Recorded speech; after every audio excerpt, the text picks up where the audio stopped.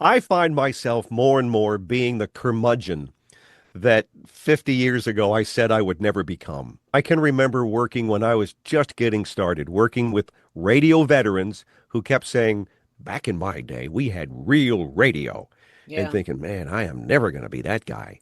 And now I'm the president of the club. I don't know if I'm yet a curmudgeon yet. I'm just like I got out of it. I got out of radio to become a psychotherapist, but I find myself like Mm, still like in it. yeah, So now it's yeah. like I focus on more about radio people's mental health. Or lack thereof. Exactly.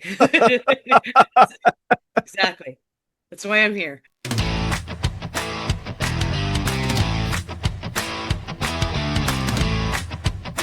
I'm Kelly Orchard, author, traveler, licensed psychotherapist, and radio veteran. And this is the most recent Radio Is Not Dead with my guest, Mike Terry, who is the announcer for WSM, which is the Grand Ole Opry radio station. It was a Kismet meeting, serendipitous encounter. And then we decided that we wanted to have continued conversations because we had a interest in boss radio together. So this is one of three videos. I edited the video so that we could stay on topic with all of the things that we talked about. So there's going to be three videos, and this is one of the three videos with Mike Terry. I see that's how I feel too. I have a couple funny stories about that because my when we had our station, it was me and my brothers were on the air, so we all had the same last name, Orchard, Orchard, Orchard, and so that was like the family thing. We all had Yeah. that Orchard name. But my name is Kelly, and my dad built a radio station in Bakersfield also. And Yeah. the call letters are KLLY, Kelly 95. So I actually have a radio Was station, that the reason for the call letters? yeah, to name it Nice. after me. Yeah. Nice. And so it was a heritage stations for 30 years until somebody else bought it and they changed the signature. Call letters are still the same, signatures is different. Yeah. But Dad and I are inspecting stations, and we're in Riverside, California, at a rock station, KCAL and Cola in Riverside, California. And we're just telling our stories. And it's like the program director put two and two together that we are the Kelly 95 people from Bakersfield. And so he brings in his jock. Her name is Kelly. And he says, here's the Kelly that got you into trouble in Bakersfield. And it turns out that she was on the competing station, or she got a job on the competing station, but they made her change her first name because they said, we've already got a Kelly in town. Yes. You can't be Kelly on the air here. And Yes. so she had to change her name in Bakersfield because of my station. And it was just a really funny connection. Yeah. Yeah. I worked with a guy years ago who had worked for a station. When he got to the station, he was told, your name will be. Because when they got their jingle package, they had a bunch of jingles cut with jock names. Yeah. And they picked jock names for people that had not been hired yet. Yeah. They had five, six, seven, eight different jock names Yeah. so that when the next guy came in, okay, you are Steve Reed. I don't want to be Steve Reed. Sorry, we've already got your jingles. You will be Steve Reed. So, Yeah. they Right. were told Yeah. coming in who they would be. Yeah, kind of like that canned thing. I know that was Yeah. that's the Glasgow interview I just did. It's going to publish in a couple of days, but the Glasgow one, he was given a radio name, like Uh-huh. handed it to him. This is who you're going to be. And he goes, I've been that for 37 years now. So, Yeah. And there are some great ones. What yeah, when you say radio names, do any come to mind? probably Bobby Ocean. Do you know Bobby Ocean was good. Bobby Ocean? Yeah, Shadow, I liked Shadow Shadow Stevens. Stevens. Yep, Shadow Stevens. Charlie Tuna. Oh, love that one. Yeah. Yeah, Charlie Uh, Tuna. yeah, Yeah. there was I'm not sure how many there were. I know there was one, I think in Richmond, a just in case. Yes. Just in case is all over the place because there was a Yeah. just in case on the morning show at a rock station I worked at in Sacramento too. Yeah. Yeah. So just in Um, case is a big one. Yeah. oh, what was the other one? Oh, the more it didn't exist, but I thought it would make a great morning show for a guy and a girl. Sam and Patty. Sam and Sam, Patty. Sam and Betty. Okay. Yeah, Okay. that one never got off the ground. It's like on all the frog stations with the frog brand, everybody Yeah. has something frog, like Frog Lear or Yeah. has some Yeah. sort of a name like that. I don't, Yeah. is that silly or is it go with the branding? I What's the think if it's logic? done right, yeah, I Yeah. think if it's done, the branding can be great. If you're going to be a frog station, you better have a sense of humor. Yeah. Your contesting had better be fun, little tongue in cheek, little horsing around here and there without getting crazy. How many interstate stations are there? There was, oh, what is it? I guess there was a big station. Oh, US, like US 99, that Mhm. kind of a thing with the interstate highway in the logo, Yeah. that sort of thing. Yeah. They used to have some of those going from Barstow to Las Vegas along the I-15. They had the highway stations, but once the satellite industry came into play, those Yeah. stations are long gone now. Because we did Yeah. that too with our AM stations. We had an AM that was in Hesperia and then up in Barstow, and we just simulcast them, and they were highway stations going up to Vegas as well. But Yeah. you know, Yeah.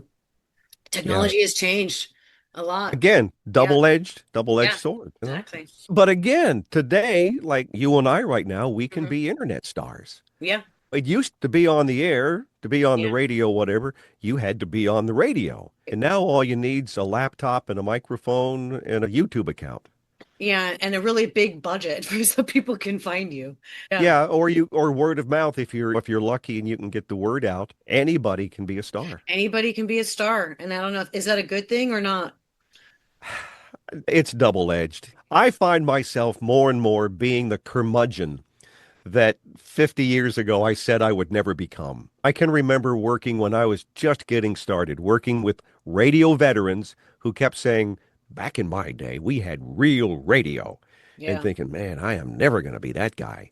And now I'm the president of the club. I Mhm. find myself flashing back to, I mentioned Stanton and how we were very boss jock oriented. Keep it Mhm. going. Yeah. No dead air. Constant. I Right. want music all the. I find myself falling back into that pattern every now and then and just smiling. I was, Yeah. oh man, those were good old days. And we Yeah. used to say that about people when they say, "Oh yeah, I have a radio show. What station are you on? Such and such.com." That's not radio. That's not radio. Yeah, it's not radio. Yeah, Radio is radio. Yeah. you don't have to make sure that you're awake in time to get there 30 minutes ahead of time to pull your music and get into the studio and Yeah. yeah, you can go do it at your leisure and upload it when you've got a few minutes. Yeah, it's not the Yeah. same. I wrote that novel, and it was just based on the experiences that I had during FCC compliance inspections and what I know about the operations of radio stations. I have more novels to Yeah. write, so that's where I'm at. But I'm loving doing this little podcast because it gives me a reason to go visit radio people. Those are my people, you know? Yes. And Yeah. that's just, and I don't, it's like, I'm not, it's not like I'm even like hoping to become famous. It's just give me a reason to come visit your station. I can remember probably 20, 25, 30 years ago when my kids were young, we'd be vacationing and we're driving through a small town and listening to the radio. And I'm thinking, I would really like to just pull off the road, find out where these guys are, and run in and take a 30-minute tour of the building. But I've got the wife and the girls and they don't care. And so let's just keep going. But We used to do that. My dad used to do that. We've traveled in an RV for my whole life, and he used to do that. He was also a ham radio operator. oh, And nice. so he would talk to operators all over the country. But then, yeah, when we would pull into a small town, he'd like look where the transmitter Hmm. was, and whether he called him up or we went drove by or whatever. And he didn't care if we didn't Yeah, want to go. He was like, "No, we're stopping here." And we that's saw funny. stations all over the country. There was a newsman in Los Angeles that he worked with, Bill Brown, who did news, and he bought some stations in Paris, Kentucky. And I Oh, yeah. remember I remember we going to visit the Browns in Paris and their radio station for a week or so. We were Yeah. kids. Yeah.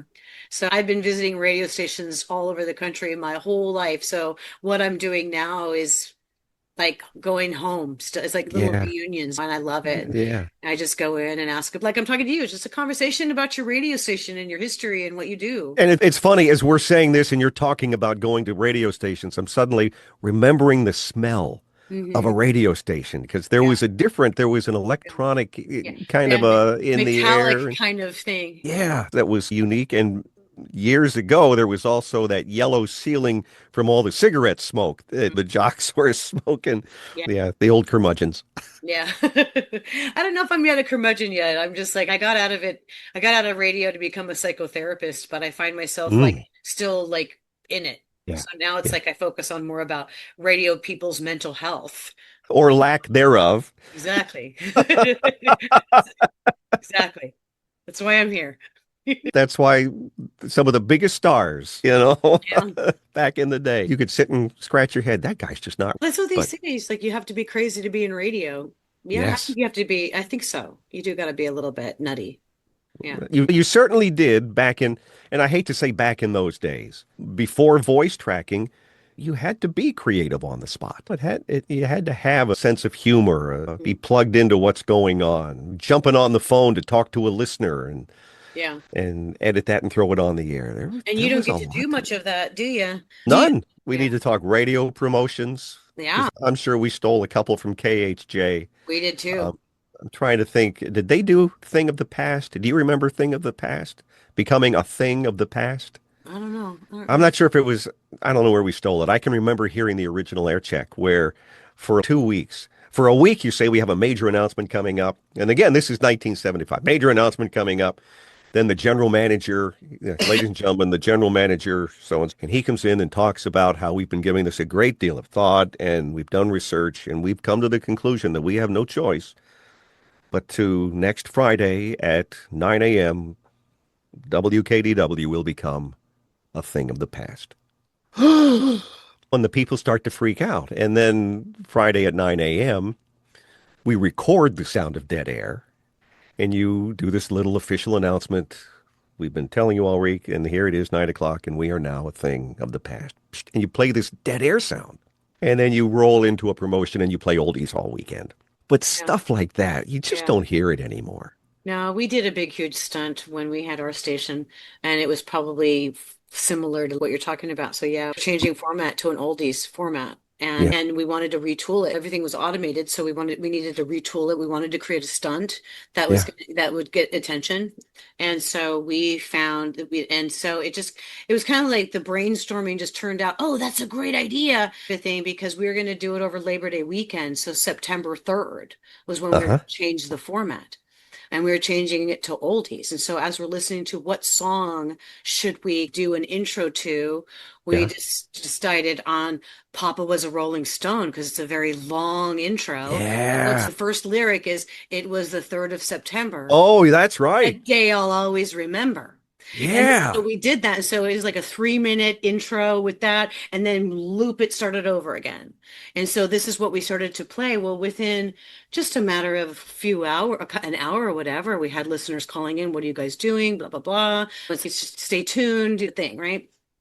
Then the calls kept coming in, and I think our sales manager or whatever just flippantly, jokingly said, oh, one of our jocks has locked himself in the studio. Yep. That just started this whole firestorm of rumor mill going on that it was my brother locked himself in the studio and it was the anniversary of our other brother's death or something. And maybe he was suicidal. And oh my God, what's going on with the orchards? The police came by. We had pastors from the church come by. We Oh had my gosh. television news source called from Los Angeles. What's going on at your station? Is there really a suicidal blah, blah, blah going on? No, just a format change. That was all it was. And Oh, that's fun. it was just it because we kept it for 24 hours doing that. And Yeah. it was like, and we finally, I think it was the police department finally said, you got to stop. We're getting way too many calls about your radio station. I love that kind of stuff. I do too. I do too. I miss it. We just were having a good old time with it. We were just surprised at how it just like snowballed out of control. Yeah. But that's the power of radio, right? Yes. Yes. And Yeah. I miss that. I really Yeah. miss that. That's what my book demonstrates. The story is that, that terrorists take over the transmitter sites of 5 major markets: Los Angeles, San Francisco, Chicago, New York, and Dallas. So the premise of the story, the whole setting is in Los Angeles. So I focus on the Los Angeles cluster of radio stations. The whole idea is that not only do they take the stations, they dead air, but a few hours later, they start broadcasting a terrorist message. And Yeah. that message sends panic throughout the entire city. And it really just demonstrates how powerful any message on radio can be. So the whole story is basically them doing battle with their AMs because their FMs they have no control over. So they're trying to do the message with the AM stations and saying emergency information is found here. Don't listen to that. It's not true. Where everybody's safe. It was so. That's how I the Yeah, I've got your book. I haven't Oh, started it yet, but oh, I've got good. the, Okay. no, I've got the book. I'm going in for cataract surgery like in 2 weeks. I'm And working on the audio book too right now. oh, thank you. You're welcome. I am. But and we're going on vacation, so I'm taking it with me, but Oh, reading is cool. just is a struggle right now. Yeah. But no, I ordered it right away after we Oh, met. good. I'm so glad to hear that. Yeah. Fantastic. Yeah. Let's definitely stay in touch. I definitely want Please. to. I don't know how else to follow you except to bug you through email. That Say, does whenever yeah. you want to talk radio, I'm always game for that. Thank you for joining me for another episode of Radio Is Not Dead and my serendipitous encounter with Mike Terry, the announcer of the Grand Ole Opry on Saturday nights. And he's going to read my book, Dead Air, The Day the Music Died. Thanks for joining me. There are more videos to come, so if you like what you see, I'd really appreciate it if you would like, subscribe, and share, and make a comment and tell me what you might want to see, because I'm hitting the road once again as we continue with Radio Is Not Dead and Kelly Orchard's Kismet Adventures and Serendipitous Encounters. Thanks for joining me. See you soon.